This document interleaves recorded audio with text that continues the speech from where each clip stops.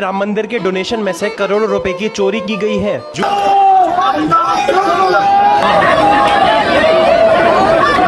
तो दोस्तों वो कैसा दिन आ गया कि राम के अस्तित्व पर सवाल उठाने वाले या चंदा चोरी पर सवाल उठा रहे हैं। तो मैं नहीं कहता हूं कि चंदा चोरी के ऊपर सवाल ना उठाया जाए, लेकिन चंदा चोरी पर भी सवाल वो उठाए ना जो राम मंदिर को बनाने में सहयोग प्रदान किया है, ना कि राम मंदिर के विरोध में 24 वकील खड़े करवा दिए थे सुप्रीम कोर्ट में। तो उनका तो हक ही नहीं बनता है कि हमारे प्रभु श्री राम के बारे में या उनसे चंदा चोरी के मामले में हमारे मंदिर के बारे में आपका कोई राय देना उचित ही नहीं। हमारे देश के पार्लियामेंट में ये सभी नाटक चल रहा है, कहीं पेपर लीक से जुड़े मामले, कहीं जो ये चंदा चोरी से जुड़े मामले, ये सभी पार्लियामेंट में उठाया जा रहा है, ना कि जो हमारे रोजगार कैसे मिले, हम लोग नए नए टेक्नोलॉजी में कैसे अपग्रेडेशन करें, और ना कि हमारे पर्यावरण के बारे में, एजुकेशन के बारे में, साथ ही साथ हमारे सुरक्षा के बारे में, इन्वायरमेंटल इशू के बारे में कोई बात करने को तैयार नहीं है।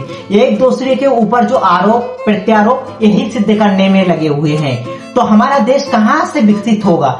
तो दोस्तों हमारे देश का जो पार्लियामेंट है एक सर्कस की तरह बन चुका है, और वहाँ जितने भी पक्ष में और विपक्ष में जो सांसद बैठे हुए हैं वो एक बंदर की तरह रह चुका है कि जैसे वो पार्लियामेंट में इशारे से वह चलते हैं वैसे ही नृत्य नाटक चल रहा है, जो देश को प्रगति की ओर लेने की बजाय उन्नति की ओर ले जा रहे हैं। तो दोस्तों आपको भी पता है हमारे प्रभु श्री राम की जन्मभूमि लंबे समय से विवादों में घिरी हुई थी, लेकिन सुप्रीम कोर्ट के आदेश के अनुसार 9 नवंबर 2019 को जो हमारे सुप्रीम कोर्ट के आदेश के अनुसार वहां मंदिर बनाने की अनुमति दी गई थी। इसके बाद जो कंटिन्यू मंदिर बनाने की प्रोसेस स्टार्ट किया गया। तो दोस्तों 22 जनवरी 2024 वो ऐतिहासिक दिन था जिस दिन हमारे प्रभु श्री राम का जन्मभूमि जो एक मंदिर में बनकर एक भव्य रूप से तैयार हुआ। तो दोस्तों 22 तारीख में उद्घाटन के बाद में भी तमाम तरह के नाटक, तमाम तरह की कहानी चलती रही, लेकिन राम भक्तों ने रामलला के लिए अपना दिल जान सब कुछ लुटा दिया। भर भर के पैसे, सोना चांदी राम मंदिर में जाके चढ़ावा दिए, और 2 सालों में राम मंदिर में इतने पैसे आ गए हैं कि क्या ही बताया जाए आपको।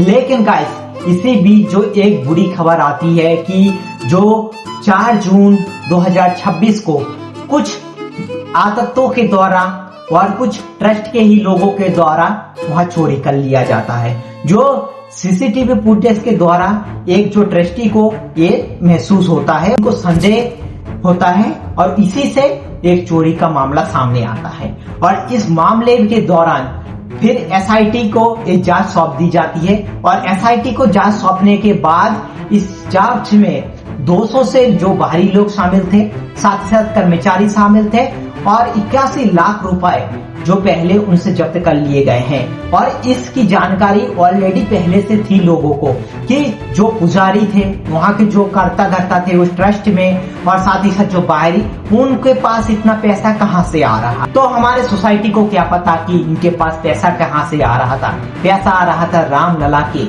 जो चढ़ाए गए चंदे थे उनमें से घपलाबाजी किया जा रहा था, और इसमें ना प्रशासन की कोई रिस्पॉन्सिबिलिटी दिखाई देती थी, ना सरकार की।